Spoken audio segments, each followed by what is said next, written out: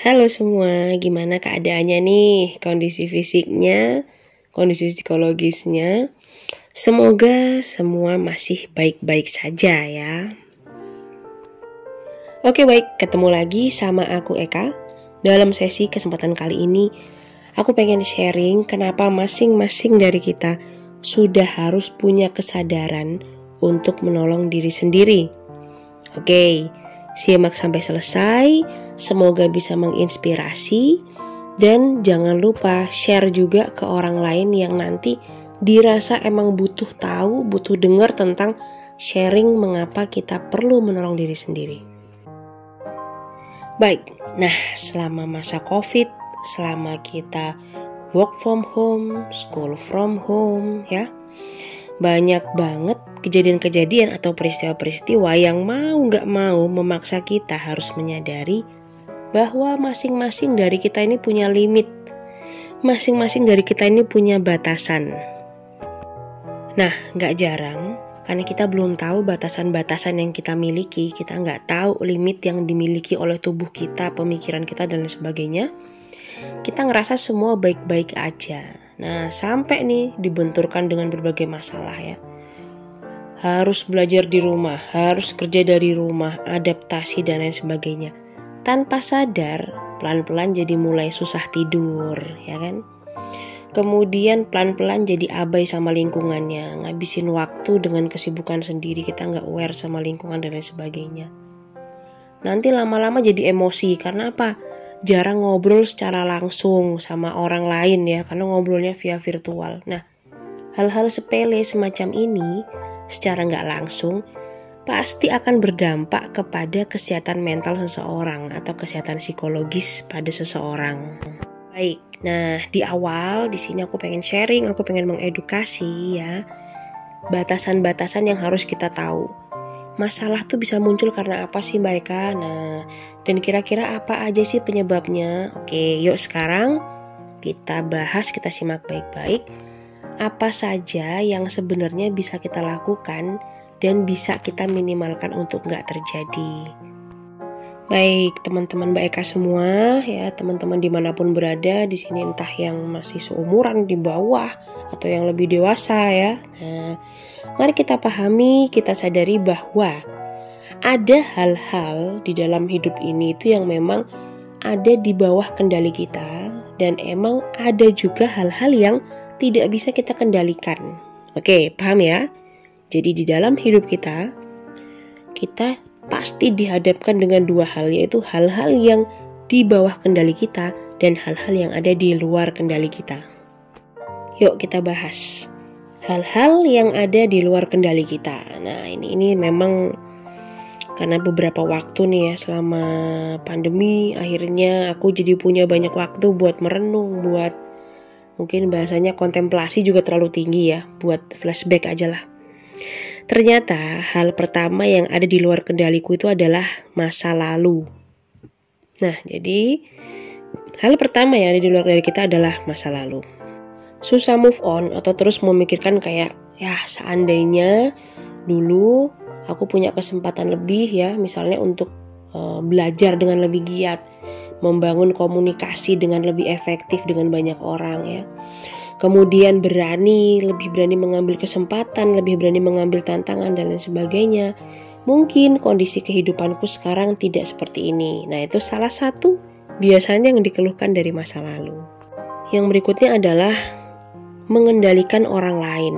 Nah, perlu kita sadari, kadang kita punya pemikiran bahwa nanti dia gampang deh orangnya, atau nanti kita bisa kok sharing, diskusi bareng supaya mencapai deal-deal win-win solution yang akan kita sepakati.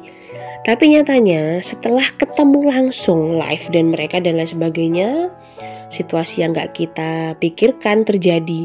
Akhirnya kita gagal berkomunikasi dengan baik, hingga kadang gak jarang gak nemuin titik tengah, gak nemuin jalan tengah, akhirnya ribut dan berantem. Nah, jadi yang kedua, hal yang gak bisa kita kendalikan adalah mengendalikan orang lain.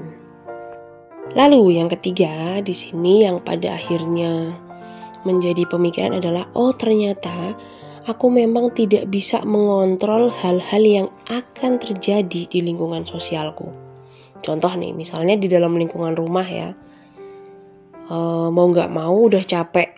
Sebenarnya yang paling parah tuh kalau kita capek fisik atau capek pikir.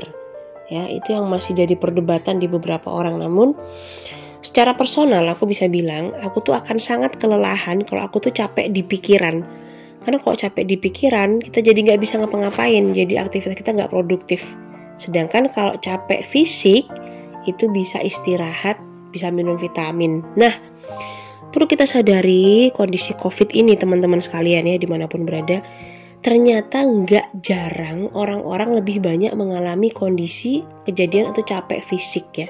Kejadian-kejadian yang menyebabkan capek fisik. Nah, maka hal ketiga yang nggak bisa kita kendalikan adalah apabila terjadi kejadian-kejadian di lingkungan yang tidak kita ekspektasikan. Baik, stop di situ dulu. Itu adalah hal-hal yang ada di luar kendali. Jika hal-hal di luar kendali itu artinya adalah tidak bisa kita kontrol, maka kita bisa mengontrol atau kita bisa memodifikasi hal-hal yang ada di dalam kendali diri kita. Atau kita punya wewenang untuk bertindak lebih. Nah ya, yang pertama, udah siap ya, itu adalah pikiran, kemudian perasaan, dan yang ketiga adalah perkataan. Nah, 3 hal itu adalah hal-hal yang ada di dalam kendali kita.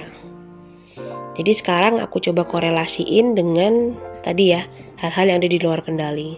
Nah, pikiran, perasaan, dan perkataan itu adalah cerminan ya, kata orang tuh cerminan dari bagaimana kematangan emosi, kematangan diri kita untuk bertindak dan berbuat. Namun berdasarkan pengalaman di lapangan, ternyata pikiran, perasaan, dan perkataan itu bisa kita gunakan sebagai benteng dalam melindungi diri kita untuk memelihara kesehatan mental. Simpelnya gini nih, ketika seseorang itu kemudian menghadapi persoalan yang berat, dalam artian tidak bisa dia kontrol ya, maka bagi orang-orang yang memang belum memiliki kematangan emosi dan lain sebagainya, akan mencoba untuk mencari kesalahan pada orang lain. Entah situasinya, entah kejadiannya, atau entah siapa yang awal mulainya ini akan menjadikan seperti ini ya. Nah, tanpa kita sadari, hal itu ternyata malah semakin menyiksa diri kita teman-teman. Hal itu malah semakin membuat kita jadi ngerasa semakin, wah harusnya tuh nggak kayak gitu, kalau aku yang bisa ngontrol, aku yang ini. Nah, itulah awalnya kita mengalami kondisi stres ya, kondisi-kondisi yang pada akhirnya kita membutuhkan bantuan untuk menolong diri kita sendiri. Nah, pada akhirnya nih, misalnya aku mengalami situasi itu, akhirnya aku jadi bingung, minta bantuan, minta pertolongan kepada orang-orang yang sebenarnya belum tentu bisa nolong aku, dan kuncinya jawabannya adalah diri sendiri yang bisa ngeberesin itu sebenarnya. Maka muncul pertanyaan, baiklah kalau misalnya aku memilih untuk pergi dari sebuah lingkungan atau memilih memutuskan hubungan pada seseorang yang emang aku ngerasa dia tuh toksik banget, itu gimana? Nah, kalau kita sudah bisa berpikir seperti ini, kita sudah berani mengambil keputusan, artinya kita sudah melakukan self-help atau menolong diri kita sendiri. Berikutnya, loh kok gitu Mbak Eka? Artinya kita mutusin silaturahmi dong, artinya kita bla bla bla bla bla bla bla. Nah, perlu dipahami, apabila kita sudah memahami diri kita sudah mengerti diri kita, membuat keputusan, itu artinya kita respect kepada diri kita sendiri. Dan kita tidak mau membiarkan diri kita terlalu lama, berlama-lama ya, ada di bawah situasi atau kendali lingkungan atau orang yang toksik, yang itu menyebabkan kita jadi nggak bisa berkembang. Namun ada juga solusi lain, ketika kita merasa memiliki daya upaya untuk memegang kendali, untuk merubah situasinya, memperbaiki dan lain sebagainya sesuai dengan norma-norma yang semestinya ya, tentu dengan memikirkan diri sendiri dan orang lain, maka silahkan lakukan, silahkan bertindak. Gitu teman-teman semua. Nah, jadi mulai sekarang ketika kita menghadapi permasalahan psikologis, coba tanyakan kepada diri kita sendiri, kita mampu nggak untuk menyelesaikan itu? Kalau kita mampu, kita latih ya. Karena sebagai seorang individu ya, sebagai orang yang hidup di dunia atau di lingkungan sosial, kita harus punya ketangguhan untuk bisa survive dan fleksibel keluar dari setiap masalah yang ada. Nah, oke, baik, itu dulu deh satu sharing tentang kenapa masing-masing dari kita harus bisa menolong diri kita sendiri. Oke, silakan share videonya kepada semua yang membutuhkan ya. Terima kasih karena sudah menyimak sampai selesai. Sampai jumpa pada video yang lain. Dadah.